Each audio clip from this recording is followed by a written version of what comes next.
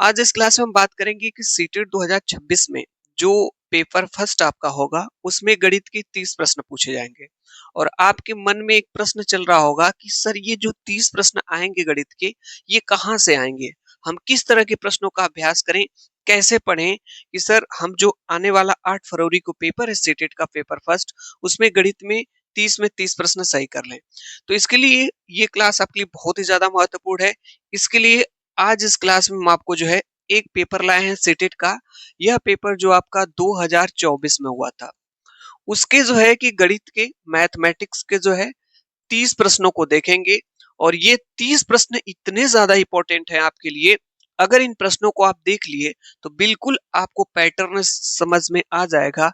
2026 paper जो आपका 8 फरवरी को प्रस्तावित है सेटेट का, उसमें गणित के प्रश्न आप सभी सही कर ले जाएंगे क्योंकि बिल्कुल इसी फॉर्मेट पे इसी पैटर्न पे आपके सभी क्वेश्चन आपके बनेंगे। तो इन 30 प्रश्नों को आप जरूर देखिए और इन प्रश्नों को आप अभ्यास करके अगर आप जाते हैं तो डेफिनेटली आप 2026 पेपर जो आपका 8 फरवरी का है उसमें आप बहुत ही बेहतर स्कोर करेंगे, अच्छा स्कोर करेंगे गणित में। और सबसे बड़ी चीज है कि आपको पैटर्न समझ में आ जाएगा कि लेटेस्ट सीटेट का पैटर्न क्या है पूछने का। ठीक है, तो चलिए विदाउट डिले जो है क्लास को स्टार्ट करते हैं। आज की क्लास का ये रहा पहला प्रश्न आपके सामने है 2024 पेपर का। सभी प्रश्न को मैं बहुत ही बेहतरीन तरीके से कॉन्सेप्ट भी आपको बताऊंगा, एक एक चीज बताऊंगा। अगर आप सीखते हैं तो डेफिनेटली अच्छा स्कोर करेंगे आप जो है 2026 पेपर में। 30 में आउट ऑफ 30 आपका सही हो सकता है, 30 में 30 सही हो सकता है। तो चलिए विदाउट डिले जो है क्लास को स्टार्ट करते हैं। ये रहा आपके पास पहला प्रश्न। ठीक है, देखिए समय देना होगा, परेशान नहीं होना होगा कि जल्दी जल्दी हम प्रश्न को कराएंगे, नहीं, कॉन्सेप्ट आप सीखिए। जैसे यहाँ पे देखिए 31 नंबर का प्रश्न पूछा गया यहाँ पे कि 9 केजी में से 7 ग्राम को घटाने पर क्या परिणाम प्राप्त होता है। प्रश्न फिर से समझते हैं 31 नंबर का। What is the result when 7 KG 7 gram is subtracted from 9 KG. यानी 9 केजी में से 7 केजी 7 ग्राम आपको घटाना है तो इसका परिणाम क्या होगा। घटाना आपको आता है, आप कहेंगे हाँ सर घटाना हम लोग को आता है। तो घटाना है भाई, तो चलिए घटा लेते हैं। तो यहाँ पे देखिए दिया है 9 केजी और एक आपका दिया है 7 केजी और 7 केजी दिया है और 7 ग्राम दिया है। देखिए घटाना हमेशा इक्वल होना चाहिए, समान चीजें रहेंगी तभी घटेंगे। ठीक है, अच्छा बताइए इसके पास 9 केजी है, इसके पास 7 केजी है और 7 ग्राम भी है, क्या इसके पास ग्राम है? नहीं है ग्राम, तो घटाना नहीं कर सकते। सबसे पहले इसको भी ग्राम में बदलना होगा आपको, तभी तो घटा पाएंगे। ठीक है, तो चलिए कैसे इसको लगाएंगे ध्यान से समझेंगे आप लोग, कैसे इस प्रश्न को हम लोग लगाएंगे। 9 केजी को हम लोग ऐसे लिख सकते हैं 8 प्लस 1। 9 की जगह हम 8 प्लस 1 लिख सकते हैं, हाँ सर लिख सकते हैं, हमने लिख लिया। ठीक है, 8 प्लस 1 लिख लिया और यहाँ पे क्या है 7 केजी 7 ग्राम है। अब हम लोग यहाँ पे क्या करेंगे, यहाँ पे कि ये जो 8 केजी है अलग से लिख लीजिए, यहाँ पे प्लस 1 केजी अलग से ऐसे लिख सकते हैं। 8 केजी और 1 केजी मिलकर के कितना होगा, 9 केजी होगा कि नहीं होगा? हाँ सर होगा। अब इस 8 केजी और ये जो 1 केजी है इसको ग्राम में बदल लीजिए। क्यों बदल रहे हैं? क्योंकि हमको ग्राम चाहिए तभी घटेगा, नहीं तो घटाना नहीं होगा, ये भी जान लीजिएगा, गलत हो जाएगा। तो आप लोग हमको एक चीज ये बताइएगा कि 1 केजी में कितना ग्राम होता है। तो 1 केजी में सर होता है 1000 ग्राम। नहीं पता है तो जान लीजिए 1 केजी में कितना ग्राम होता है, 1000 ग्राम होता है। तो जहां पे 1 केजी है यहाँ पे लिख सकते हैं 1000 ग्राम। लिख ले, हाँ सर लिख लिए। अब देखिए यहाँ पे भी केजी हो गया और ग्राम हो गया, यहाँ पे भी केजी हो गया, यहाँ पे भी ग्राम हो गया। अब घटाना में जो है घटाने में बड़ा आसानी हो जाएगी। किसमें से घटाना है? 9 केजी में से 7 केजी 7 ग्राम को घटाना है। तो सबसे पहले 9 केजी को ही तो हमने क्या लिखा है, 9 केजी को ही तो ये बनाया हमने है। तो सबसे पहले इसको ऊपर लिख लेंगे, यहाँ पे 8 है आपका। ठीक है, 8 लिख लेंगे और इधर आपका लिख लेंगे 1000 लिख लेंगे। यहाँ पे एक चीज ध्यान से देखिएगा, ये 8 क्या है, केजी है, तो वन साइड केजी लिख लीजिए और इधर आप ग्राम लिख लीजिए। ठीक है, इधर केजी इधर ग्राम लिख लीजिए। ग्राम अलग होता है, केजी अलग होता है, यहाँ पे एक बाउंड्री बना लीजिए, नहीं तो गलत हो जाएगा आपका। ठीक है, अब ये देखिए यहाँ पे 7 केजी घटाना है तो 7 केजी यहाँ लिख लीजिए, ग्राम वाले को इसमें लिख लीजिए। अब घटाना आता है, हाँ सर, घटाना तो हम लोगों को बिल्कुल आता है। चलिए माइनस करते हैं यहाँ पे। आप बताइए 1000 ग्राम में से 7 ग्राम जाएगा। अगर 1000 में से 7 जाएगा तो कितना रुपए बचेगा? कहेंगे 993 रुपए। बचेगा कि नहीं बचेगा? हाँ सर बचेगा। यहाँ पे देखिए 8 में से 7 जाएगा तो 1 बचेगा। ठीक है, क्या बचेगा? 1 बचेगा। तो जब हमने इसको घटाया तो हमारा आंसर आ गया 1 केजी 993 ग्राम। ठीक है, देखिए ये कहीं पे ऑप्शन में है, ऐसे कुछ मिल रहा है 1 केजी 993 ग्राम। हाँ, यहाँ पे देखिएगा पहला ऑप्शन है, दूसरा है, तीसरा है, चौथे चौथे वाले ऑप्शन में ध्यान से देखिएगा, यहाँ पे ये चीज आपकी दी हुई है। ठीक है, ये दिया गया है कि नहीं दिया गया है? ये 1 केजी 993 ग्राम आया था कि नहीं आया था? तो खैर यहाँ पे केजी में दिया है, तो जब इसको आप इसमें प्लस कर लेंगे तो आपका आंसर, ये यूनिट मिला कि नहीं मिला? हाँ सर मिल गया, आंसर हमारा यहाँ से आपका सही हो जाएगा। ठीक है, हाँ सर बिल्कुल सही हो गया। तो इस तरह से इस प्रश्न को हम लोग लगा लेंगे। फिर से हम आपको बता दे रहे हैं, गलत मत करिएगा प्रश्न में। जब भी इस तरह का प्रश्न आए तो यूनिट अलग करिएगा। ठीक है, यहाँ पे ग्राम है तो इसको भी ग्राम में बदलने का प्रयास करिएगा। तो इसको 8 लिख लेंगे, यहाँ पे 1 केजी लिख लेंगे। चूंकि सर हम जानते हैं 1 केजी में 1000 ग्राम होता है, तो यहाँ पे लिख लिए। फिर one side KG, one side gram लिख लीजिए। ग्राम के नीचे ग्राम वाले को, केजी के नीचे केजी वाले को। तो ये मिला कि नहीं मिला? तो आंसर मिल जा रहा है हमारा, तो आंसर सही हमको मतलब है, यहाँ पे आंसर हमारा सही हो जाएगा। चलिए, सीटेट 2024 पेपर का ये आपके पास दूसरे नंबर का प्रश्न है, ये 32 नंबर का प्रश्न है। और हम आपको बता दें, सीटेट 2026 एग्जाम में बिल्कुल इस तरह का प्रश्न आपका आएगा, जैसे 31 नंबर का था, इस तरह का प्रश्न डेफिनेटली आना है। यहाँ पे देखिए जो 32 नंबर का प्रश्न है बहुत ही शानदार है। यहाँ पे इंग्लिश में दिया हुआ है, हम चलते हैं सीधे हिंदी पे। यहाँ पे देखिए यही प्रश्न आपका यहाँ पे हिंदी में दिया हुआ है। ठीक है, हाँ प्रश्न दिखाई दे रहा होगा आप लोगों को स्पष्ट तौर पे? हाँ सर दिखाई दे रहा है। देखिए मैं आपको एक चीज बता दूं, प्रश्न बिल्कुल आसान होता है। आपको परेशान नहीं होना है, घबराना नहीं है। अपनी जो समझने की शक्ति है वो बढ़ानी आपको है। और जब आप प्रश्न समझने लगेंगे, प्रश्न आपके लिए आसान हो जाएगा। पेशेंस रख करके प्रश्न को लगाइएगा, जल्दबाजी मत करिएगा। हर एक प्रश्न आप सही कर सकते हैं। बहुत ही व्यवहारिक प्रश्न पूछता है। यहाँ पे देखिए इस प्रश्न को कैसे आप लोग लगा लेंगे। देखिए प्रश्न पढ़ते हैं, क्लास थर्ड में मतलब कक्षा 3 में 150 बच्चों से उनके पसंदीदा एक फल के बारे में पूछा गया और 5 पसंदीदा फलों के परिणाम को निम्न तालिका में लिखा गया। यहाँ पे देखिए फल का नाम दिया है, सेब है, अमरूद है, आम है, केला है, अंगूर है। यहाँ पे बच्चों की संख्या है, यहाँ पे 28 है, 26 है, 44 है, 14 है, 28 है। प्रश्न फिर से समझते हैं। सर प्रश्न नहीं समझ में आया, नहीं समझ में आ रहा तो हम है ना सर। यहाँ पे देखिए कह रहे हैं कि क्लास थर्ड, आप एक गणित के टीचर है, मान लीजिए क्लास थर्ड वाले बच्चों को 150 बच्चों में से उनके मन पसंदीदा फल के बारे में पूछा गया। आपने बच्चों से पूछा, 150 बच्चे थे जो है क्लास थर्ड में, कि आपका मन पसंदीदा फल कौन सा है। ठीक है, तो उसमें से जो है बच्चों ने जवाब दिया। 28 बच्चों ने कहा भाई मुझे सेब पसंद है, 26 बच्चों ने कहा मुझे अमरूद पसंद है, 44 बच्चों ने कहा मुझे आम पसंद है, 14 बच्चों ने कहा मुझे केला पसंद है और 28 बच्चों ने कहा यहाँ पे अंगूर पसंद है। और यहाँ पे 28 बच्चे, तो बच्चों की संख्या प्रश्न कह रहा है कि 150 है।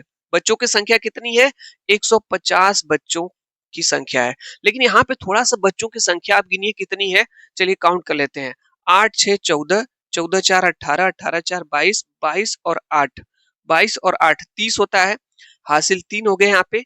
3 2 5 2 7 4 11, 11 1 12, 12 और 3 15, 12 और 3 15। कहीं जोड़ने में गलत तो नहीं हुआ है? एक बार चेक कर लेते हैं।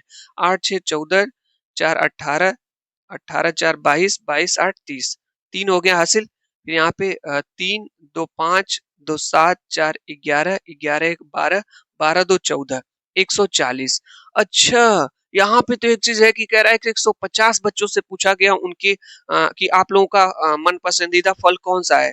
लेकिन यहाँ से बताइए कितने बच्चों ने जवाब दिया? 28 बच्चों ने कहा। 28 बच्चों ने कहा कि सर सेब पसंद है, 26 ने कहा अमरूद पसंद है, 44 ने आम पसंद किया, 14 लोगों ने केला पसंद किया, 28 लोगों ने। लेकिन बच्चों की संख्या जब हम यहाँ देख रहे हैं तो 140 ही है।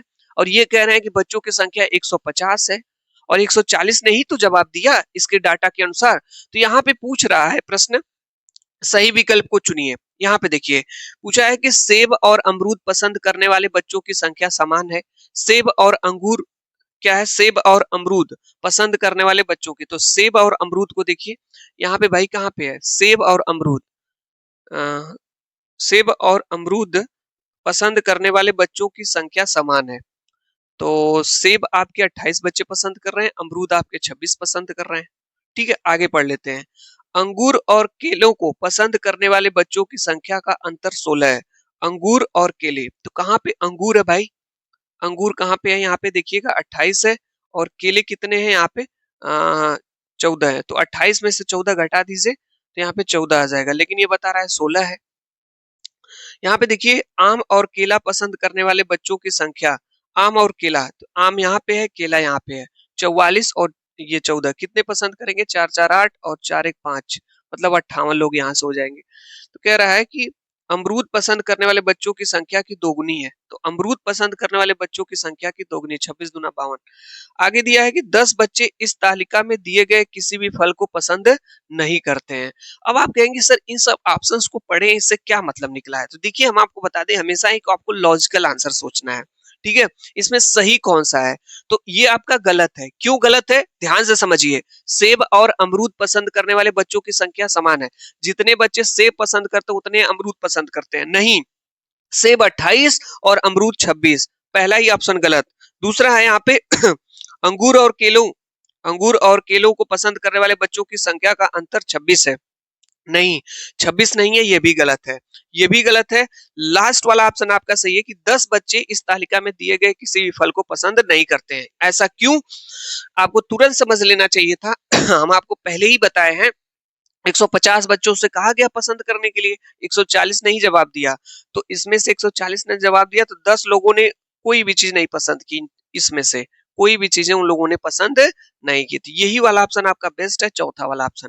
देखिए, थोड़ा समय हम इसलिए ले रहे हैं कि क्योंकि आप जिस प्रश्नों को समझें, और समझना पड़ेगा आपको, समझने की शक्ति आपको बढ़ानी है। ऐसा नहीं है कि ये प्रश्न जल्दी जल्दी करके आगे बढ़ जाएंगे। चलिए, सीटेट 2024 का ये 33 नंबर का प्रश्न है, बहुत ही शानदार प्रश्न है, और पेडागोगी का आपका पूछा गया प्रश्न क्या है भाई? पढ़ते हैं यहाँ पे। गणित की कक्षाओं में निम्नलिखित में से कौन सा रचनात्मक आकलन के बारे में सबसे कम उपयुक्त है?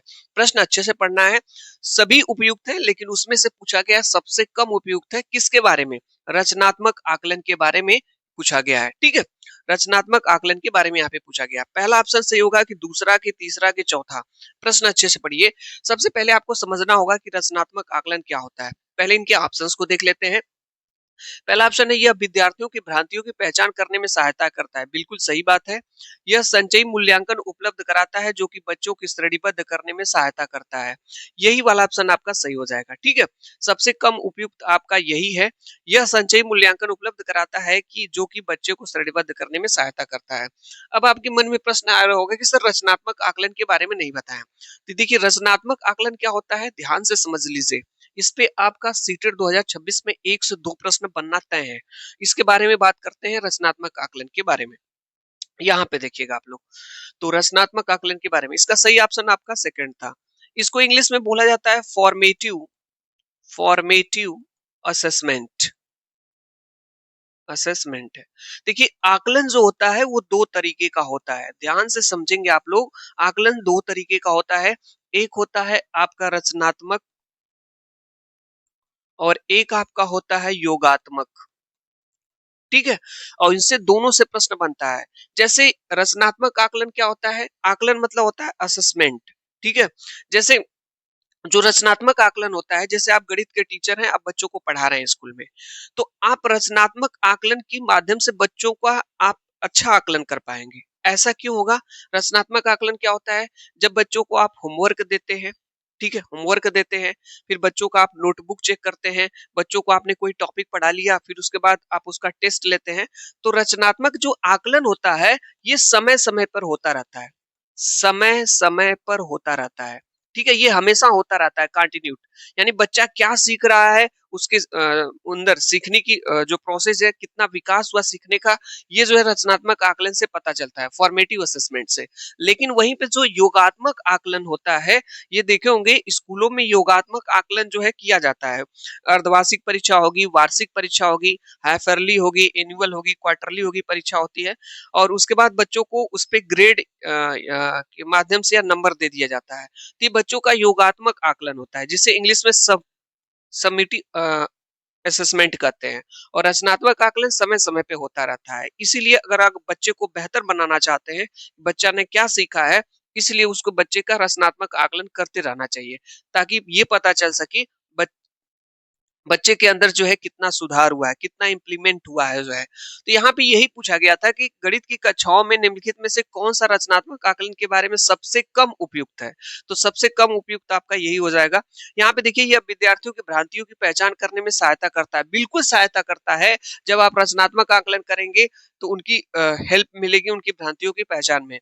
यहाँ देखिए, निर्देशात्मक क्रियाकलापों के दौरान विद्यार्थी के अंदर कितना प्रगति हुई है, उसका फीडबैक लेते हैं आप है कि बच्चे के अंदर सुधार हो रहा है कि नहीं। गणित के टीचर ने आपने जोड़ घटाना सिखाया, पता चले 1 साल बाद उसका टेस्ट ले रहे हैं, तो क्या पता चलेगा? वो तो योगात्मक हो जाएगा। रचनात्मक असेसमेंट करते रहना चाहिए धीरे, जैसे कुछ टॉपिक पढ़ा लिया, आप असेसमेंट कर लीजिए, रचनात्मक आकलन समझ में आ गया होगा इन दोनों में क्या अंतर है। हाँ, यहाँ पे देखिए अवधारणा, उसके कॉन्सेप्ट को समझना चाहिए, बिल्कुल सही। ऑप्शन नंबर सेकंड सही हो जाएगा, सबसे कम उपयुक्त आपका यही है। चलिए नेक्स्ट यहाँ पे देखते हैं। हाँ, बहुत ही शानदार प्रश्न है ये आपके। मैं आपको बता दूं, जो गणित के 30 प्रश्न पूछे जाते हैं उसमें 15 प्रश्न आपके लगाने वाले आते हैं और 15 प्रश्न आपके पेडागोगी के आते हैं। तो अभी देख रहे हैं क्या पैटर्न चल रहा है, एक प्रश्न जो है पेडागोगी का, तो एक प्रश्न लगाने वाला आ रहा है। यही पैटर्न आपका सीटेट 2026 में भी रह सकता है आपका है। यहाँ पे देखिए प्रश्न पूछा गया है, ये 34 नंबर का प्रश्न है सीटेट 2000 जो है कि 24 का, कि एक व्यक्ति ने अपने बैंक के खाते में से किसी महीने की 4 तारीख को इतने रुपए निकाले, उसी महीने 20 तारीख को जो है इतने रुपए उसने जमा कर दिए। यदि महीने के अंत में उसके खाते में इतने रुपए की धनराशि बची, तो महीने के प्रारंभ में उसके खाते में कितनी धनराशि थी। इस प्रश्न को ही पढ़िए ही मत, आप अपने ऊपर ले लीजिए। मान लीजिए आप बैंक में गए और बैंक में आपने 4 तारीख को इतना रुपया निकाला, तो मान लीजिए क्या पता आपके पास बैंक में कितने रुपए हैं। तो सबसे पहले आप ये सोच लीजिए कि बैंक में कुछ न कुछ तो होगा। मान लीजिए आपके पास x रुपए हैं, ये बैंक है आपका, और इस बैंक में आपके पास एक्स रुपए हैं। कितने रुपए हैं? एक्स रुपए हैं। तो इस एक्स रुपए बैंक में है, तो किसी महीने की 4 तारीख को आप इतने रुपए निकाले, तो निकालेंगे तो माइनस करेंगे कि नहीं करेंगे? हाँ सर, माइनस करेंगे। तो यक्स में से जो है इतने रुपए आपने निकाल लिया सर, 4,560 रुपए हमने निकाल लिया। फिर उसके बाद उसी महीने में 20 तारीख को जो है आप जाते हैं बैंक में और इतने रुपए जमा कर देते हैं। जमा का मतलब प्लस करेंगे, तो यहाँ पे 2000 जो है 567 रुपए प्लस किए। प्लस और माइनस समझ रहे हैं, यहाँ पे जमा किया आपने, यहाँ पहले निकाल लिया था आपने। बैंक में कितना पैसा? एक्स रुपए, इतना इसमें से निकाल लिया, इतना आपने जमा कर दिया। इसके बाद यदि महीने के अंत में उस खाते में इतने रुपए की धनराशि हुई, तो जब आपने पूरा एटलिस्ट देखा अंत में महीने के, तो बराबर आपके पास 3,225 रुपए की धनराशि। क्वेश्चन एकदम लग गया भाई, ठीक है, बहुत ही शानदार तरीके से। अब यहाँ पे एक चीज देखिएगा, यहाँ पे माइनस है, यहाँ पे क्या है? ये प्लस है, तो विपरीत चिन्ह है, घटा लेंगे। घटाना आता है? हाँ सर आता है। 4,560 में से यहाँ 2,567 आप घटा लेंगे, तो 10 में से 7 जाएगा 3 होगा। होगा कि नहीं होगा? हाँ सर। यहाँ पे 15 में से 6 जाएगा 9 हो जाएगा। यहाँ पे आपका क्या बचेगा भाई? 14। 14 में से 5 जाएगा, यहाँ पे 9 बचेगा। यहाँ 3 में से 2 जाएगा 1, 1993 रुपया।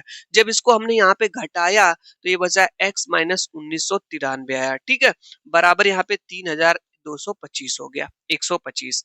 अब कहेंगे सर ये इधर माइनस में है, उस साइड जाएगा तो प्लस में हो जाएगा, तो बराबर 3,125, ये जाएगा उधर तो प्लस 1993 जोड़ लीजिए। इसी में जो है 1993 में ही आप जो है 3,125 जोड़ लीजिए। 5 3 8 9 2 11 9 1 10 9 1 10 1 9 1 10 1 11 3 1 4 1 5 5,118 रुपए।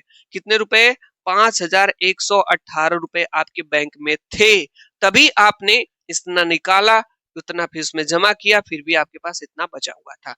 किसी ऑप्शन में है पहले, दूसरे, तीसरे, चौथे में? हाँ सर है। किसमें है? यहाँ पे देखिए 5,118। कुछ कठिन है? नहीं है, कठिन आप बना लेते हैं प्रश्न को। मैं बार बार कहता हूँ, कोई भी प्रश्न कठिन नहीं आएगा सीटेट 2026 के एग्जाम में। बिल्कुल इसी तरीके के प्रश्न बिल्कुल सिंपल आएंगे आपके लिए। और मैं बार बार आपको एक चीज बता रहा हूँ, किस तरह के प्रश्नों का आप अभ्यास जरूर करिए। आप रास्ते से भटक रहे हैं, आपकी मंजिल यहाँ पे है, 8 फरवरी पेपर आपका है। ठीक है? मंजिल आपकी यहाँ पे है, आप यहाँ से चल रहे हैं, कभी इधर जा रहे हैं, कभी उधर जा रहे हैं, तो किसी के भटकाने से मत भटकिए, आप सही मैथ का रास्ता पकड़ करके चलिए और अपने मंजिल पे आप पहुँचिए, ठीक है? उस तरह के ही प्रश्नों का अभ्यास करिए, जिस तरह के प्रश्न सीटेट एग्ज़ाम के लिए महत्वपूर्ण है और सीटेट में आए हुए हैं, ठीक है? और सीटेट का मैं आपको बता दूं सीटेट में होता क्या है। सीटेट एग्जाम में 60 से 70 क्या 80% जो क्वेश्चन होते हैं वो आपके पीवाईक्यू पे आते हैं, प्रीवियस ईयर क्वेश्चन कॉन्सेप्ट पे आते हैं। तो जो ये कर ले जाता है ना उसके लिए आसान हो जाता है, और जो नहीं कर पाता उसके लिए आसान नहीं होता है।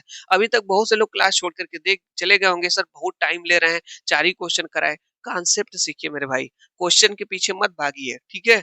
कॉन्सेप्ट सीखिए कि इस तरह का प्रश्न आए तो गलत नहीं होगा। और एक चीज मैं आपको बता दूं, आपको एक तसल्ली मिल रही होगी कि सर इसी तरीके का प्रश्न आता है।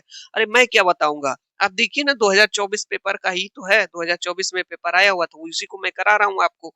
चलिए यहाँ पे देखिए, अगले प्रश्न पे चलते हैं। ये रहा गजब का प्रश्न भाई, ये शानदार प्रश्न है। और ये देखिए, ये आपका 35 नंबर का प्रश्न है, पहले इंग्लिश में है फिर यहाँ पे हिंदी में दिया गया है। तो यहाँ पे हम लोग जो है कि देख लेते हैं। हाँ देखिए इसको, इसका आंसर आप लोगों को बताना है। देखते हैं कितने प्रश्न इस क्लास से आप सही करके जाते हैं। यहाँ पे देखिए प्राथमिक क्लास रूम में प्राथमिक कक्षा के एक गणित के शिक्षक ने अपने विद्यार्थियों को निम्नलिखित समस्या हल करने की दी। यानी कि अगर आप एक प्राथमिक टीचर हैं, अपने आप को आप टीचर ही मान लीजिए भाई, आप सीटेट का एग्जाम देने जा रहे हैं, बीटीसी बीएड आप किए होंगे मेरे भाई, तो आप एक शिक्षक ही हैं, ठीक है? आप एक शिक्षक हैं और एक आप गणित के टीचर हैं, और आप क्या करते हैं 1 to 5 में पढ़ा रहे हैं और अपने विद्यार्थियों को जो है कि निम्नलिखित समस्या हल करने के लिए देते हैं। और जब देते हैं तो कुछ ऐसा होता है, कुछ घटना क्या घटित होती है, ये होती है 616 विद्यार्थियों के स्कूल के लिए 28 विद्यार्थियों वाली कितनी कक्षाओं की अवधारणा होगी। आपने कहा बच्चों से, बच्चों 616 विद्यार्थी हैं हमारे स्कूल में, कितने विद्यार्थी हैं 616, और इनको 28 विद्यार्थियों वाली कक्षाओं में बांटना है, ठीक है? क्या करना है, बांटना है। तो एक विद्यार्थी ने समस्या को इस प्रकार हल किया, उसी में से एक विद्यार्थी प्रतिभाशाली विद्यार्थी था, उसने कहा कि सर मैं समस्या को हल कर दूंगा। ठीक है भाई, हल करो। उसने क्या किया, ध्यान से देखिएगा, 616 थे विद्यार्थी, स्टूडेंट थे, और इसको जो है कि 28 स्टूडेंट्स वाली कैटेगरी, मतलब 28 स्टूडेंट बांटना था, ठीक है? उसने क्या किया, एक कक्षा में 28 विद्यार्थी रखना था, पहले 10 कक्षा में उसने 280 रखा। यानी पहले कहा अरे यार 616 है, 28 है, तो पहले 10 बांट लेता हूँ, मतलब 10 गो क्लासरूम बनाता हूँ, 1 2 3 4 5 6 7 8 9 10, ऐसे 10 गो बना लेता हूँ, ऐसे 10 गो बना लेता हूँ, जिसमें इसमें 28, इसमें 28, इसमें 28, इसमें 28, इसमें 28, इसमें 28, तो पहले 10 वो जो है ऐसे बना लिया। फिर दूसरे भी 10 उसने सोचा कि भाई ऐसे 28 28 बना लूं, तो इस तरह से कंप्लीटली उसने 280 बना लिया। कितने बना लिया, 280 स्टूडेंट को उसने कर लिया। 280 स्टूडेंट्स को उसने 10 रूम में उसने बैठा दिया, क्लासरूम में, ठीक है? फिर उसके बाद जो है कि 10 रूम और लिया ऐसे करके, और 280 स्टूडेंट्स को इसमें निपटा दिया, विद्यार्थी को इसमें बैठा दिया 10 क्लास में, ठीक है? उसके बाद देखा कि अच्छा 10 इसमें बैठ गए, 10 इसमें बैठ गए, ठीक है? तो 8 8 16, 2 2 4 का, अच्छा 560 विद्यार्थी तो हमारे एडजस्ट हो गए 616 में से। अब कितने बचे हुए हैं?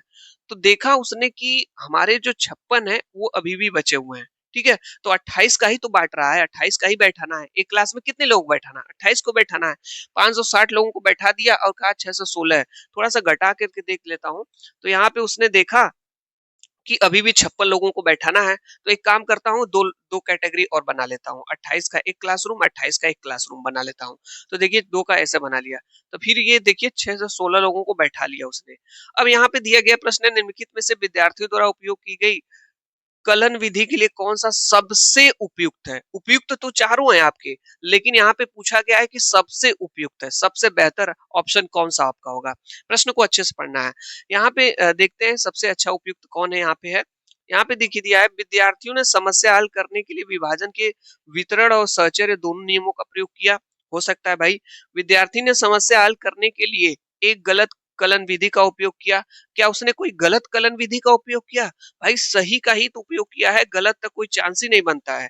विद्यार्थी ने समस्या हल करने के लिए योग पर विभाजन के सहचर नियम का उपयोग किया, और चौथा यहाँ पे है विद्यार्थी ने समस्या हल करने के लिए योग पर विभाजन के वितरण नियम का उपयोग किया।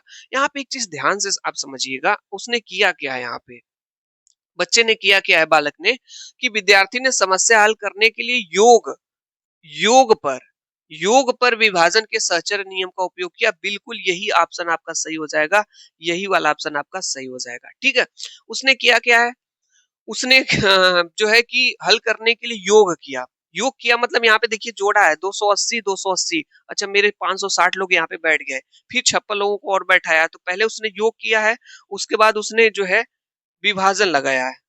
विभाजन, विभाजन का मतलब बांटा है क्लासरूम को, बांटा है कि नहीं क्लासरूम को, देखिए पहले वाले रूम में 28, दूसरे वाले रूम में ये, पहले वाला रूम में, दूसरे वाले रूम में, तीसरे वाले क्लास में, चौथे वाले क्लास में, पांचवें वाले क्लास में, छठवां, सातवां, आठवां, नौवां, ऐसे तैसे विभाजन किया है कि नहीं किया है। तो पहले उसने योग किया कि कितना मुझे बैठाना है, 280 280 56 का, फिर उसके बाद उसने विभाजन कर दिया, 10 का इसमें, 10 क्लासरूम इसमें, दो 10 2 20 और 22 क्लासरूम में उसने जो है 616 विद्यार्थियों को उसने बैठा दिया है। समझ में आ गया होगा। तो इस तरह से प्रश्न आपका सही हो जाएगा, ये वाला कुछ भी नहीं है, थोड़ा सा आपको अपने से दिमाग लगाना है। अब आप कहेंगे सर आपको आंसर पता था, आप बता दिए और हाँ, जो है कि हो गया। देखिए भाई आंसर की बात नहीं है यहाँ पे, है आपको खुद सोचना है, इस तरह से अपने अंदर कॉन्फिडेंट बिल्ड करना है। ये कैसे होगा, आप ही मुझको बताइए कैसे होगा, ये कैसे होगा। इस तरह के प्रश्नों का अभ्यास करेंगे तभी ना होगा। पता चले इस तरह के प्रश्न कभी देखे ही नहीं, एग्जाम 2026 8 फरवरी के दिन पेपर में आ गया इस तरह का प्रश्न, समझ में नहीं आ रहा है क्या करना है। तो जब इस तरह के प्रश्नों को फेस किए रहेंगे, सॉल्व किए रहेंगे, समझे रहेंगे, उनके कॉन्सेप्ट को समझे रहेंगे, तब आप कर ले जाएंगे। मैं यही कह रहा हूँ, ऐसे क्लासेस को देखिए जहां पे आपको इस तरह के प्रश्न कराए जाते हैं। ठीक है, चलिए मेरे भाई, बहुत ही शानदार, अगले प्रश्न पे चलते हैं।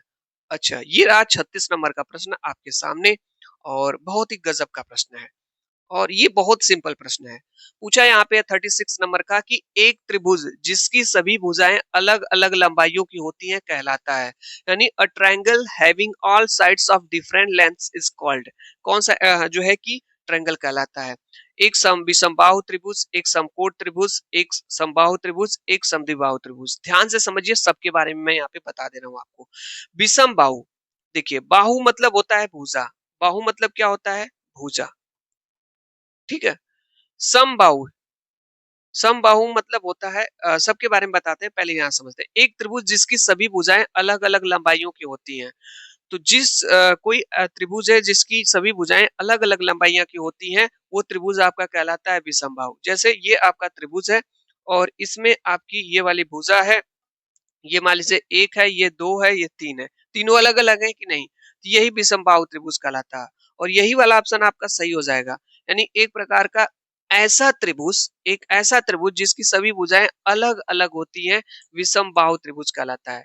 सम मतलब होता है समान, जिसकी सभी भुजाएं समान होती हैं। जैसे ये त्रिभुज है, ये तीन है, तीन है, तीन है, सभी भुजाएं समान है कि नहीं है, तो समबाहु कहता है। सम मतलब समान, बाहु मतलब भुजा, याद हो जाएगा समबाहु त्रिभुज किसे कहते हैं। हाँ सर, विषम मतलब अलग अलग, विषम मतलब अलग अलग, बाहु मतलब भुजा, तो जिसकी तीनों भुजाएं अलग अलग होती है, विषम बाहु। समद्विबाहु, सम मतलब होता है समान, द्वि मतलब होता है दो, द्वि मतलब क्या होता है, दो, ऐसा त्रिभुज जिसकी दो भुजाएं बराबर होती हैं, समद्विबाहु त्रिभुज कहलाता है। जैसे यहाँ पे देखेंगे आप लोग, जैसे मान लीजिए ये दो है और ये मान लीजिए तीन है, तो इसकी दो भुजाएं है ना, तो ये त्रिभुज आपका समद्विबाहु कहलाएगा। और ये आपका समबाहु, ये विषमबाहु। समकोण त्रिभुज क्या होता है, समकोण त्रिभुज में एक कोण आपका 90 डिग्री का होता है, तो ये तो होगा नहीं। इस तरह से आपकी तीसरा, दूसरा और चौथा ऑप्शन नहीं होगा, पहला वाला होगा। तो तीन चार चीजें यहाँ से आपने जाना, इसको जान लीजिए। ठीक है, और समकोण त्रिभुज होने के लिए मैं आपको ट्रिपलेट बता दे रहा हूँ, याद कर लीजिएगा, नोट कर लीजिएगा। ठीक है, जैसे 3 4 5 हो गया, ठीक है, 5 3 4 आपका क्या हो जाएगा, 5 हो गया, 5 12 13 हो गया, 6 8 10 हो गया, 6 8 और 10 हो गया, 7 24 25 हो गया। ठीक है, ये ट्रिपलेट है, याद करिए, याद रखिएगा, ये जो है समकोण त्रिभुज को बताते हैं। ठीक है, इसके बारे में पिछले क्लास में हमने डिस्कस किया था। खैर चलिए यहाँ पे नेक्स्ट क्वेश्चन पे चलते हैं हम लोग। यहाँ पे देखिए मैंने कहा ना, ये देखिए अभाज्य संख्याओं से क्वेश्चन आ गया आपका, और इस तरह के ही प्रश्न आपके आएंगे, हर प्रश्न आपका बदल बदल के आएगा। ये मत सोचिएगा कि 30 के 30 प्रश्न कोई रिपीट कर जाएगा, नहीं, हर टाइप का देखिए अलग अलग। ये 37 नंबर का प्रश्न अलग है। 31 से 60 तक के बीच अभाज्य संख्याओं का योग है। तो सबसे पहले आपको ये समझना होगा कि 31 से लेकर के सर 60 तक की कौन कौन सी अभाज्य संख्या इनके बीच होती हैं। तो किसके बीच यहाँ पे सर्च करना है? 31 से लेकर के 60 तक के बीच में क्या ढूंढना है भाई? अभाज्य संख्या ढूंढना है। चलिए ढूंढते हैं अभाज्य संख्या। ठीक है, चलिए ढूंढ लेते हैं, यहाँ से सर्च कर लेते हैं। यहाँ पे 31 है, 31 के बाद यहाँ पे 37 पहले मिलेगी, फिर 41 हो जाएगा, फिर 43 हो जाएगा आपका, 43 के बाद 47 हो जाएगा, फिर यहाँ पे 53 हो जाएगा, फिर 59 हो जाएगा। हाँ बस इतना ही।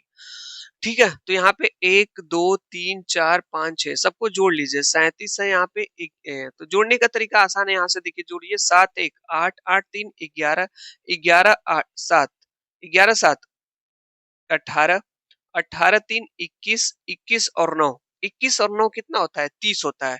और यहाँ पे 3 कैरी हो गया। अब यहाँ से देख लेते हैं हम लोग। देखिए 4 3 7 7 4 11 11 4 15 15 5 20 20 5 25 और 3 हासिल, 3 कैरी था ना, 25 और 3 28। तो 280 हमारा आ जाएगा। क्या पूछा था? योग। पूछा क्या था कि 31 से लेकर के 60 तक के बीच की सभी अभाज्य संख्याओं को लिखिए। हमने लिख लिया, फिर कहा था सबको जोड़ दीजिए, तो हमने जोड़ भी लिया है सबको। ठीक है, हमने देखिए सबको जब प्लस किया तो हमारा आंसर आ गया 280। यहाँ पे किसी ऑप्शन में है? हाँ सर यहाँ पे है 280, सही हो जाएगा। ठीक है, इस तरह से इसको हम लगा लेंगे। यहाँ पे एक प्रश्न आपका 38 नंबर का पूछा है। ये बहुत ही फेवरेट प्रश्न है। मैं आपको बता दूं सीटेट 2026 में ये प्रश्न हो सकता आए इस वाले कॉन्सेप्ट से।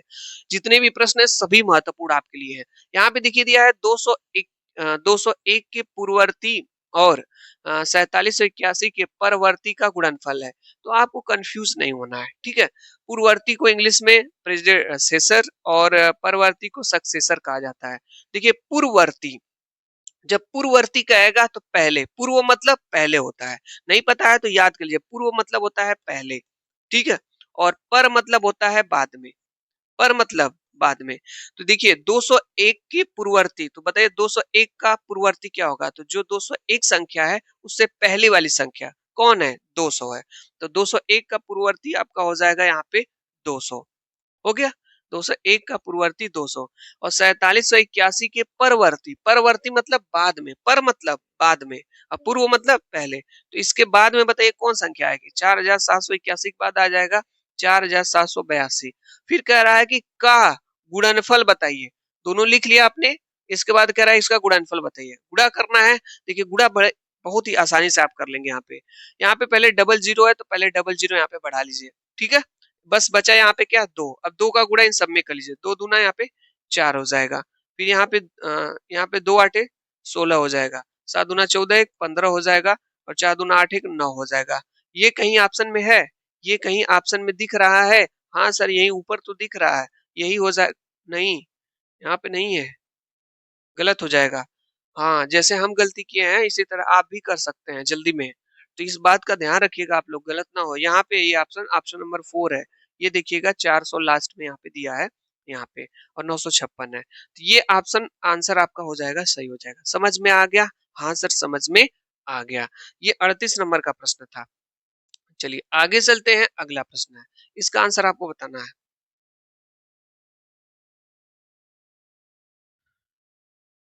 चलिए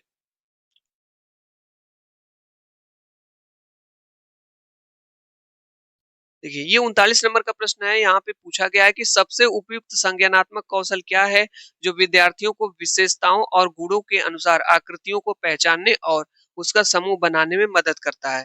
क्या संरक्षण है, अपघटन है, वर्गीकरण है, क्रमबद्धता है? तो यहाँ पे ध्यान से समझिएगा, सबसे उपयुक्त संज्ञानात्मक कौशल क्या है जो विद्यार्थियों को उनकी विशेषताओं के आधार पे, उनके गुणों के अनुसार आकृतियों को पहचानने और उनका समूह बनाने में मदद करता है। तो इसका सही आंसर हो जाएगा आपका वर्गीकरण मीन्स क्लासिफिकेशन है। ठीक है, वर्गीकरण इसका सही आंसर, आप याद कर लीजिएगा। देखिए जब किसी चीज को विशेषताओं के आधार पे, गुणों के आधार पे या उनकी आकृतियों के आधार पे अलग किया जाए, उनकी अलग पहचान को किया जाए। अरे नहीं पढ़े हैं क्लासिफिकेशन, वर्गीकरण? ठीक है, अलग-अलग किया जाता है, तो वही है यहाँ पे। विशेषताओं के आधार पे, गुणों के आधार पे, आकृतियों की पहचान के आधार पे, किसी समूह को बनाने में जो मदद मिलती है उसको क्लासिफिकेशन कहते हैं, याद रखिएगा इसका आंसर सही, ठीक है? चलिए आगे चलते हैं, ये रहा आपका पेडागोगी का एक और प्रश्न है, इसका आंसर आपको बताना है, क्या होगा? ठीक है, सीटेट 2024 का।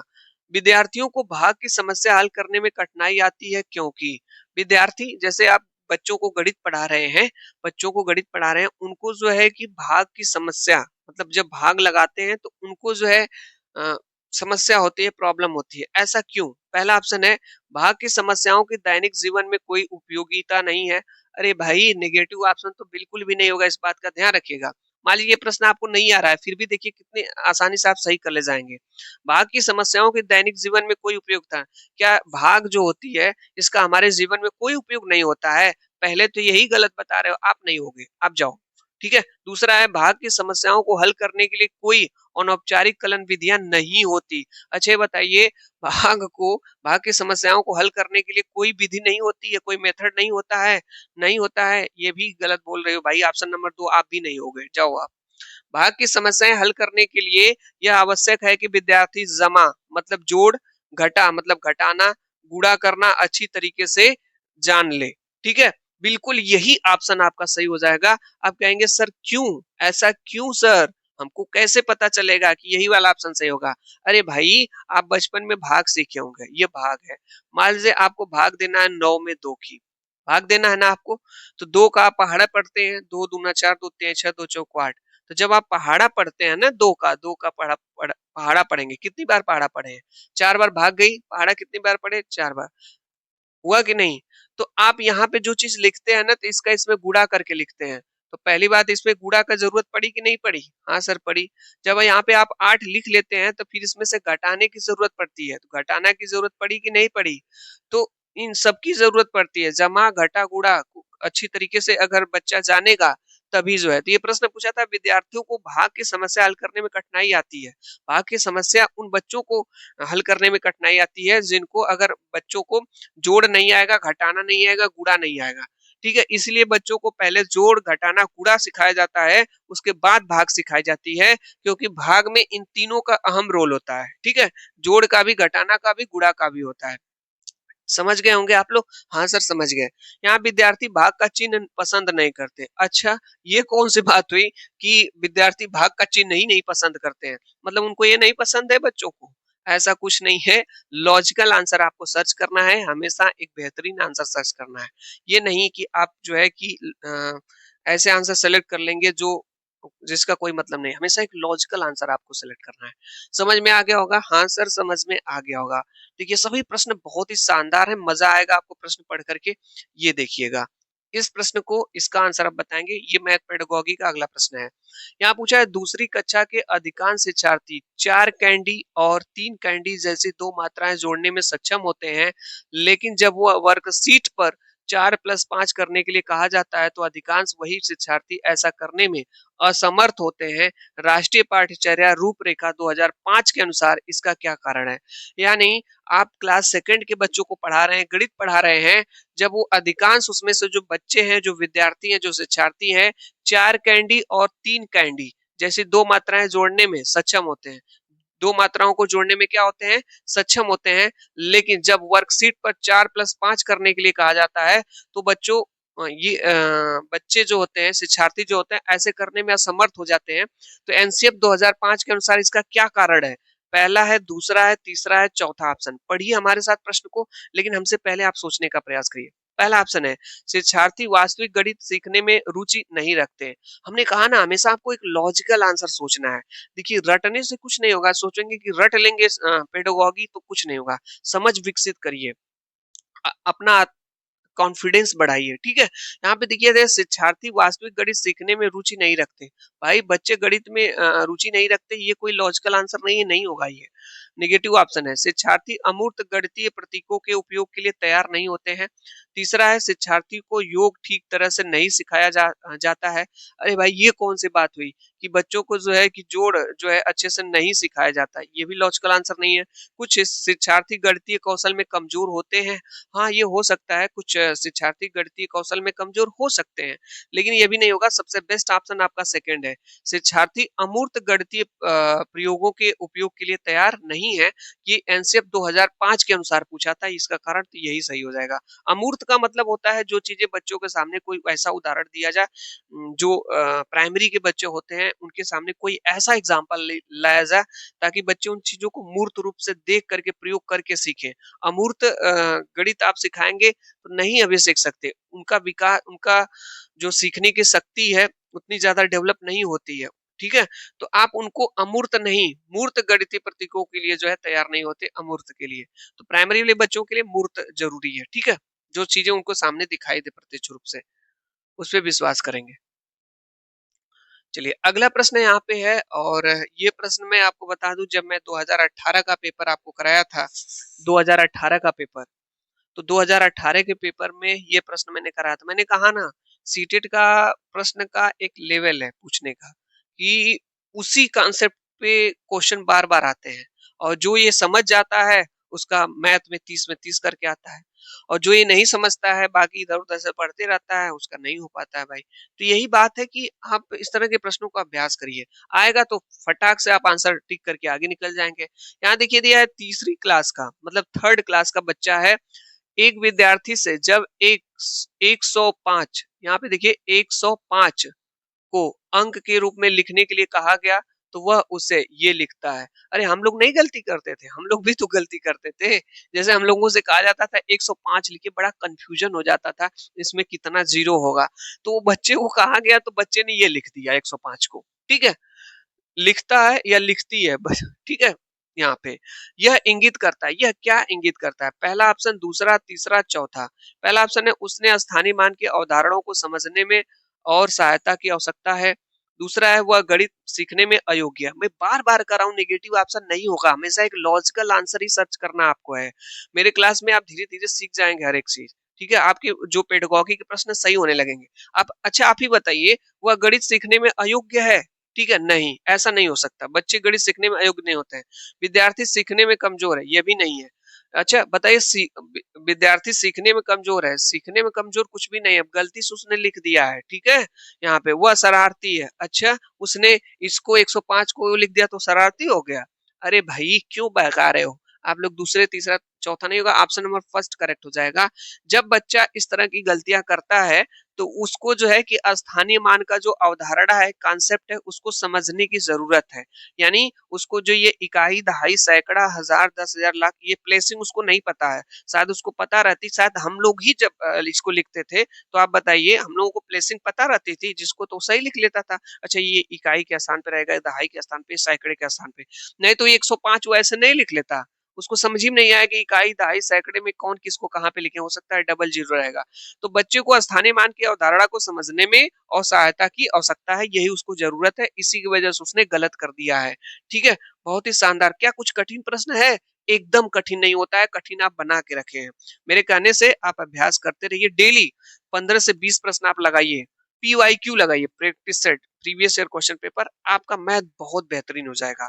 ये जबरदस्त ट्रिक आपको बता रहा हूँ इस क्लास में।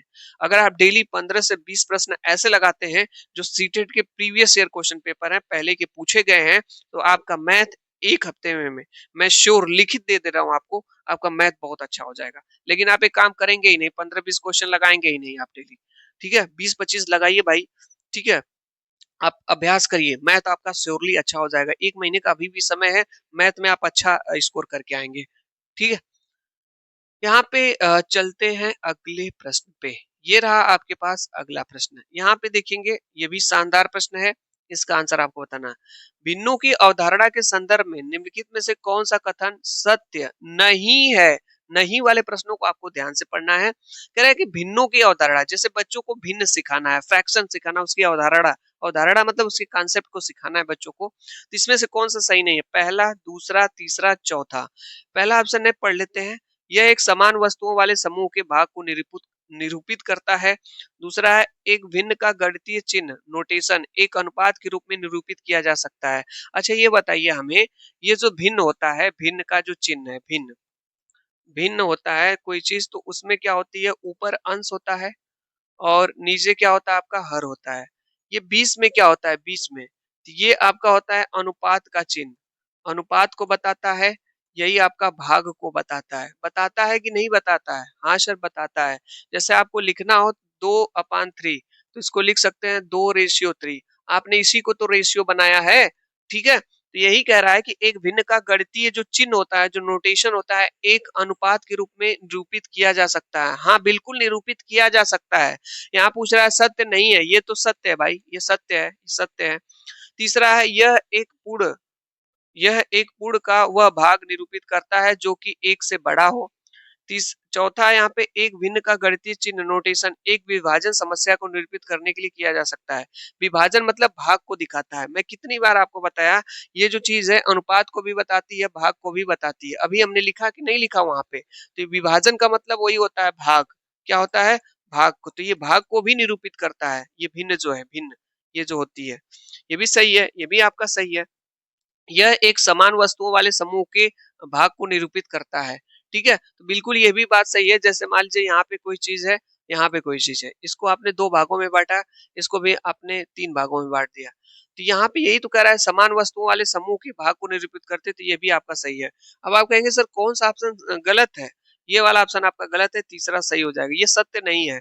यह एक पूर्ण पूर्ण का वह भाग है निरूपित करता है जो कि एक से बड़ा हो। कोई जरूरी थोड़ी ना एक से बड़ा हो, 2 से भी, 3 से, 4 से भी, 5 से जो है, ठीक है। ऐसा कुछ नहीं है एक से बड़ा हो, यहाँ पे दिया है। तो ये वाला ऑप्शन आपका सही हो जाएगा। चलिए नेक्स्ट क्वेश्चन पे चलते हैं। ये रहा आपके पास अगला प्रश्न, बड़ा ही शानदार प्रश्न है, इसको लगाने का प्रयास करेंगे आप लोग। अब आपके आगे लगाने वाले प्रश्न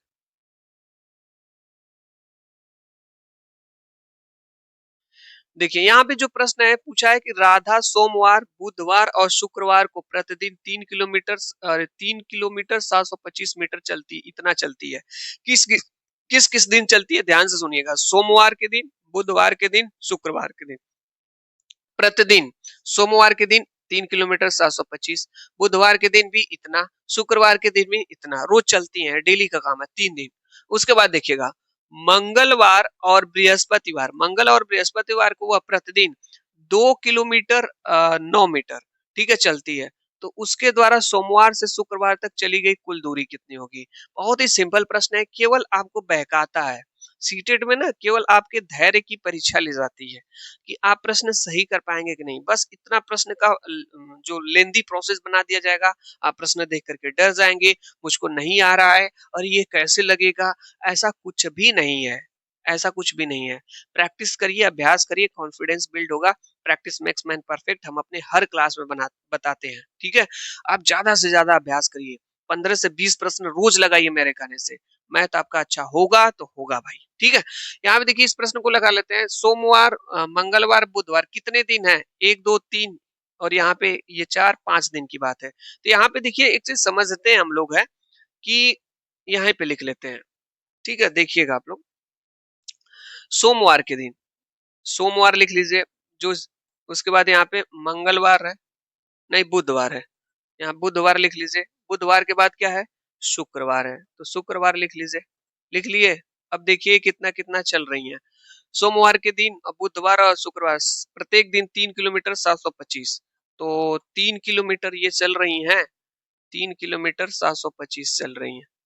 इसमें भी 3 किलोमीटर चला उन्होंने, बुध को भी 725 मीटर चला। यहाँ पे भी वो 3 किलोमीटर चली, उसके बाद 725 मीटर चली। चली कि नहीं चली? हाँ सर चली। अब मैं आपसे एक चीज पूछ रहा हूँ, ध्यान से समझिएगा। सोमवार, बुधवार और शुक्रवार को इतना उन लोग वो चल लिया उन्होंने। अब आगे देखते हैं यहाँ पे, ठीक है। तो आगे देख लेते हैं मंगलवार और बुधवार के दिन। तो यहाँ पे आप जो है मंगलवार, यहाँ नीचे लिख लेते हैं मंगलवार, और उसके बाद यहाँ पे आपका है बृहस्पतिवार, बृहस्पतिवार, बृहस्पतिवार के दिन।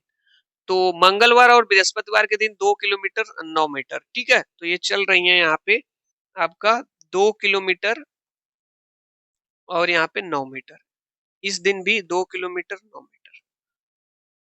तो कह रही हैं, पूछा जा रहा है प्रश्न कि सोमवार से लेकर के शुक्रवार तक, शुक्रवार कहाँ है भाई, शुक्रवार भी है क्या, हाँ, तो कह रहे हैं कि सोमवार से लेकर के शुक्रवार तक, सोमवार फिर उसके बाद मंगलवार फिर बुधवार फिर उसके बाद बृहस्पतिवार फिर शुक्रवार, पूरा पूछा जा रहा है टोटल वो कितना चली है यहाँ पे, तो जोड़ना पड़ेगा सबको। और जोड़ने का मैंने बताया ना फंडा सिंपल सा है कि आपको एक काम करना पड़ेगा कि किलोमीटर को किलोमीटर में जोड़िए और मीटर को मीटर में आप जोड़ लीजिए। तो चलिए जोड़ लेते हैं यहाँ पे, ठीक है, चलिए यहाँ पे जोड़ लेते हैं, 3 3 6 3 और ये कितना हो जाएगा 9।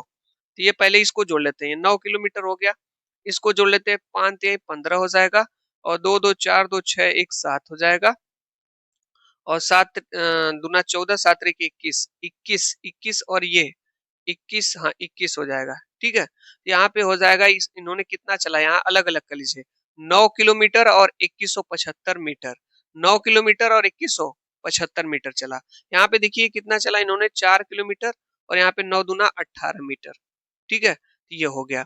अब एक काम करिए आप जो है, किलोमीटर में किलोमीटर को जोड़ लीजिए और मीटर में मीटर को, तो 9 और 4 कितना हो जाएगा, आप कहेंगे सर 9 और 4 13 किलोमीटर हो जाएगा, हुआ कि नहीं हुआ, ये 9 किलोमीटर और 4 किलोमीटर 13 किलोमीटर, फिर 2175 मीटर और यहाँ पे 18 मीटर, तो 2175 मीटर और 18 मीटर जोड़ लीजिए, 8 5 13 7 1 8 1 9, और यहाँ पे 7 1 8 1 9, यहाँ पे एक, यहाँ पे दो, 2193, तो 13 किलोमीटर और 2193 मीटर उन्होंने चला यहाँ पे।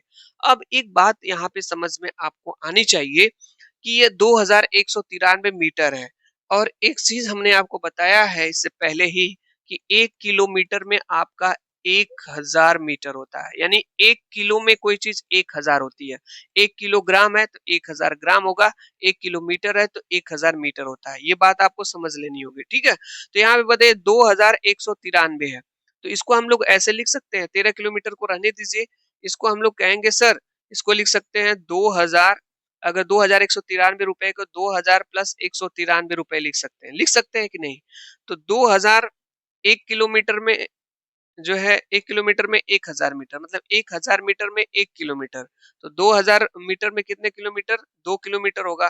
तो हम लोग क्या करेंगे यहाँ पे ध्यान से समझिएगा, 13 किलोमीटर तो यहाँ से था ही ये वाला, इसके बाद यहाँ पे जो 2000 ये आपका मीटर है, जब इसको किलोमीटर में बदलेंगे तो ये भी हो जाएगा 2 किलोमीटर, होगा कि नहीं होगा, और ये 193 मीटर बचेगा, 193 मीटर बचा हुआ है, तो ये 13 2 15 हो जाएगा, 15 किलोमीटर आपका 193 मीटर हो जाएगा। तो 15 आपका 15 और यहाँ पे 193 लिख लीजिए, 15 193 ऐसे करके लिख लीजिए, बीच में पॉइंट लगा लीजिए, तो 15 193 कहीं अगर ऑप्शन मिलता है तो आपका सही हो जाएगा। यहाँ पे पहला ऑप्शन, दूसरा, हाँ दूसरे वाले ऑप्शन में यहाँ पे देखिए दिया है 15.193, तो इस तरह से आपको लगा लेना है। देखिए प्रश्न लगा लिए, ये बहुत बड़ी बहादुरी नहीं है, कॉन्सेप्ट आपने सीखा ना, किस तरह का प्रश्न आएगा तो आप लगा लेंगे अब, तो यही मैं चाहता हूँ। और मैं आपको बता दूं सीटेट 2026 के लिए बहुत ही महत्वपूर्ण पेपर आपका ये है। चलिए नेक्स्ट क्वेश्चन पे चलते हैं, ये रहा आपके पास अगला प्रश्न। यहाँ पे ये जो प्रश्न है आपका, ये बहुत ही शानदार प्रश्न है। पूछा है कि जैस्मिन ने कहा एक आयत में विपरीत भुजाओं के दो युग्म समांतर होते हैं, एक वर्ग एक वर्ग में भी विपरीत भुजाओं के दो युग्म समांतर होते हैं, और उसी प्रकार एक समांतर चतुर्भुज में भी, इसलिए आयत और वर्ग दोनों ही समांतर चतुर्भुज होंगे। जैस्मिन वैन हिले के सिद्धांत के ज्यामितीय चिंतन के असर पर है, ठीक है। पहला ऑप्शन है, दूसरा यहाँ पे है, तीसरा है, चौथा है। कुछ समझ में आया? नहीं सर कुछ भी नहीं समझ में आया, आपने पढ़ लिया, हमने भी देख लिया, समझ में आया ही नहीं, तो कोई बात नहीं, नहीं समझ में आया तो दोबारा पढ़िए, 3 टाइम्स पढ़िए, बस पढ़िए, समझना जरूरी है, याद करना जरूरी नहीं है, समझना जरूरी है। यहाँ पे देखिए हमको भी नहीं आ रहा फिर भी हम देखिए हम पढ़ रहे हैं, यहाँ पे देखिए कह रहे जैस्मिन ने कहा कि एक आयत, अच्छा जैस्मिन हो सकता है किसी का नाम, हाँ सब कुछ समझ में आ रहा है। एक आयत में विपरीत भुजाओं के दो युग्म समांतर होते हैं, वो कह रही है कि एक आयत है, उसके एक आयत के विपरीत भुजाओं, तो ये आयत मान लीजिए है, इसकी विपरीत भुजा, इसके सामने वाली ये भुजा, इसके सामने वाली ये भुजा, ये दो युग्म समांतर होते हैं, तो समांतर नहीं होते हैं, देखिए ये वाली भुजा इस वाली भुजा के समांतर होती है, ये वाली भुजा इस वाली समांतर, मतलब जो कभी आपस में मिले ना, एक वर्ग में भी, फिर कह रहा है एक वर्ग का नाम लिए, एक वर्ग में भी विपरीत भुजाएं, तो इसके सामने वाली भुजा ये, इसके सामने वाली भुजा ये विपरीत भुजाएं। विपरीत भुजाओं के दो युग्म मतलब दो युग्म है, एक इसके साथ ये, इसके साथ दो युग्म समांतर होते हैं। वो कह रही है कि आयत में भी जो आमने सामने की भुजा होती है और वर्ग में भी जो आमने सामने की विपरीत भुजा होती है, दोनों आपस में समांतर होती है। समांतर मतलब जैसे रेल की पटरियां जो कभी आपस में मिले ना। सही बात है, कह रही है जैस्मिन, सही बात कह रही है। हमको नहीं पता था, आपको पता था क्या? नहीं पता था, पता नहीं, हमको जानकारी नहीं थी, उसने ही बताया था, ऐसा बताया उसने, ठीक है। यहाँ पे देखिए, और उसी प्रकार एक समांतर चतुर्भुज में भी, और कह रहा है कि उसी प्रकार एक समांतर चतुर्भुज में भी। अब समांतर चतुर्भुज क्या होता है? आयत देखे हैं? आयत, हाँ सर आयत देखे हैं। तो आयत का भाई है समांतर चतुर्भुज। आयत में क्या होता है? एक आयत में, एक आयत में आमने सामने की भुजा बराबर होती है। तो जो समांतर चतुर्भुज होता है, ये आयत ऐसे होता है, ठीक है, आयत सीधे होता है, हल्का सा ऐसे टेढ़ा हो जाएगा, हल्का हवा का झोंका जैसे आयत पड़ा हुआ है, हवा का झोंका है, हल्का सा ऐसे टेढ़ा हो गया, तो वही हो जाता है समांतर चतुर्भुज। तो समांतर चतुर्भुज कुछ इस तरह से बन जाता है। देखिए, देखिए ऐसे ही बन गया। थोड़ा सा हम वर्ग बना दिए, थोड़ा सा, ठीक है, ध्यान दीजिएगा आप लोग। तो इसमें भी क्या होता है ना कि आमने सामने एक भुजा बराबर होती है, इसका प्रत्येक कोण 90 डिग्री होता है, इसके विकर्ण आपस में बराबर होते हैं। तो कहेंगे सर जब इसका भाई है तो अंतर क्या है दोनों में? इसके आमने सामने की भुजा बराबर, इसके भी आमने सामने की भुजा बराबर है, लेकिन इसका जो विकर्ण होता है दोनों बराबर आपस में होता है, इसके विकर्ण आपस में बराबर नहीं होते, ये दोनों आपस में बराबर नहीं होते हैं, ठीक है। तो ये कह रहा है कि एक समांतर चतुर्भुज में, तो समांतर चतुर्भुज में भी सही बात है, इसमें आमने सामने की जो भुजा होती है विपरीत होती है और समांतर होती है। देखिए ये इसके समांतर हो जाएगा, ये इसके समांतर हो जाएगा, है कि नहीं? हाँ सर। फिर इसके बाद ये कह रही है कि इसीलिए आयत और वर्ग दोनों ही समांतर चतुर्भुज है। इसीलिए आयत और वर्ग दोनों ही समांतर चतुर्भुज है। क्या बात है भाई, कितनी गजब की बात उसने कही है कि इसीलिए आयत और वर्ग। उसने लॉजिक क्या दिया कि जो आयत होता है उसके आमने सामने मतलब विपरीत भुजाएं जो होती हैं आपस में बराबर होती हैं और समांतर होती हैं। यहाँ पे भी उसने कहा कि आमने सामने की भुजा आपस में बराबर होती है और समांतर होती है। उसके ही जैसा एक समांतर चतुर्भुज होता है, उसमें भी आमने सामने की भुजा बराबर होती है, समांतर होती है। इसीलिए जो ये आयत है और ये जो वर्ग है, ये आयत है और ये जो वर्ग है, ये आपका क्या हो सकता है? समांतर चतुर्भुज होगा, ठीक है, होगा। तो जैस्मिन वेन हिली के सिद्धांत के ज्यामितीय चिंतन के औपचारिक निगमन पे बता रही है, दृश्यीकरण, विश्लेषण या संबंधों की समझ। अरे सिंपल सी बात है, आप खुद समझ जाइए। इसके इसके बीच संबंधों की उसके अंदर समझ है, तभी तो आयत वर्ग और जो समांतर चतुर्भुज है उसके संबंधों के बीच में समझ है, तभी तो बता रही है। यही ऑप्शन आपका सही हो जाएगा। मैं कितनी बार आपको कहता हूँ, कोई प्रश्न आ नहीं रहा है तब भी आप सही कर लेंगे, बस अच्छे से पढ़ लेंगे तब भी प्रश्न को सही कर सकते हैं, ठीक है। चलिए इसके आगे चलते हैं। ये रहा आपके पास अगला प्रश्न, तो ठीक है, बाकी जो बचे हुए प्रश्न हैं हम अपने अगली क्लास में लेकर के आएंगे।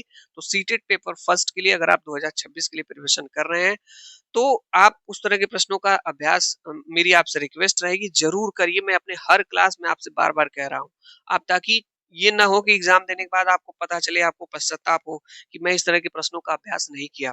तो सीटेट में जिस तरह के प्रश्न आपके आते हैं उस तरह के प्रश्नों को उठाइए, उस तरह के प्रश्नों को लगाइए। डेली 20 नहीं लगा पा रहे हैं तो 15 लगाइए, 15 डेली लगाइए। उसके कम से कम 15 लगा रहे हैं तो 7-8 क्वेश्चन लगा लीजिए, सॉल्व करने वाला 7-8 पेडागोगी पढ़ लीजिए। देखिए मेरे कितने प्रश्न सही होते हैं। ये सबसे बेस्ट तरीका है पढ़ने का भाई। बाकी पढ़ने के लिए बहुत सारी चीजें हैं, आप पढ़ते ही रह जाएंगे, समझ में नहीं आएंगे, ठीक है। तो डेली आपको अगर कुछ चीजें नहीं समझ में आती, अगर आपका मैथ कॉन्सेप्ट आपको अच्छा करना है पेपर 1 के लिए, पेपर 2 के लिए, तो मैं आपको बता दूं, सुबह में आपको मॉर्निंग में,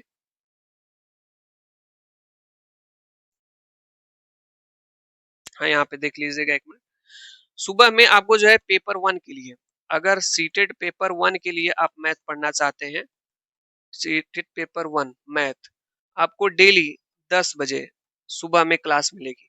इसमें हम आपको पूरा कंप्लीट पेपर करा के भेजने वाले हैं, ठीक है, पूरा कंप्लीट पेपर। सीटेट में जितने भी पेपर हुए हैं सभी पेपर का सोल्यूशन कराएंगे, और समय बचा तो आपको सभी क्वेश्चंस भी कराएंगे, बेहतरीन क्वेश्चन। खैर अगर इतना भी कर ले रहे हैं ना तो सबसे बहुत बड़ी बात हो जाएगी और आपकी पकड़ उस पर हो जाएगी, ठीक है। और अगर आप सीटेट पेपर 2 के लिए मैथ पढ़ना चाहते हैं तो ये आपको क्लास मिलेगी 1 बजे। ठीक है, डेली 1 बजे। तो आप चाहते हैं तो आप जब भी आपको समय मिले 10 बजे, ये 1 बजे क्लास अपलोड होगी, ये 10 बजे होगी, जब भी आपको समय मिले, जब भी आप खाली हो, आप पढ़ लीजिए। ठीक है, क्लासेस को देख लीजिए और इस पे मत जाया करिए कि मैं कितना क्वेश्चन करा रहा हूँ, क्या कर रहा हूँ। मैं कॉन्सेप्ट तो बता रहा हूँ, कॉन्सेप्ट सिखा रहा हूँ। आपको कॉन्सेप्ट ही शिक्षण तो ही सीखना है, और जब तक आप शिक्षण नहीं सीखेंगे कुछ नहीं होना है। मैं बस एक ही कोशिश कर रहा हूँ कि आपके अंदर वो कॉन्फिडेंस आ जाए, आप अभ्यास करिए। और देखिए, मेरी क्लास लेने से भी और किसी की भी क्लास आप लेने से कुछ नहीं होगा जब तक आप अपने से खुद नहीं करेंगे। मैं अपने हर क्लास में आपको समझा रहा हूँ, मोटिवेट कर रहा हूँ। आप अपने से पढ़िए, अपने ऊपर अभ्यास करिए। मैथ का डेली 15-20 क्वेश्चन लगा रहे हैं कि नहीं लगा रहे हैं? अब इसमें से कुछ लोग कहेंगे सर हम लगा रहे हैं। देखते हैं जितने लोग लगा रहे हैं भाई, कमेंट्स में जरूर लिखिएगा, ठीक है आप लोग। और मेरी आपसे एक रिक्वेस्ट रहेगी, मेरे बारे में 2 शब्द आप जरूर लिखें, कैसे मैं क्लास आपको मैथ लग रही है। और हाँ, डेली 15 से 20 क्वेश्चन आप जरूर लगाइए। और आप एक चीज मैं इस क्लास के माध्यम से आपसे कहूंगा, आप किस जिले से इसको देख रहे हैं, इस क्लास को आप जरूर जिले का नाम रखिएगा, या जिस स्टेट से आप देख रहे हैं। Thank you so much. बाकी नेक्स्ट मिलते हैं, 2024 पेपर का जो बचे हुए प्रश्न है उसको हम कंप्लीट कराएंगे।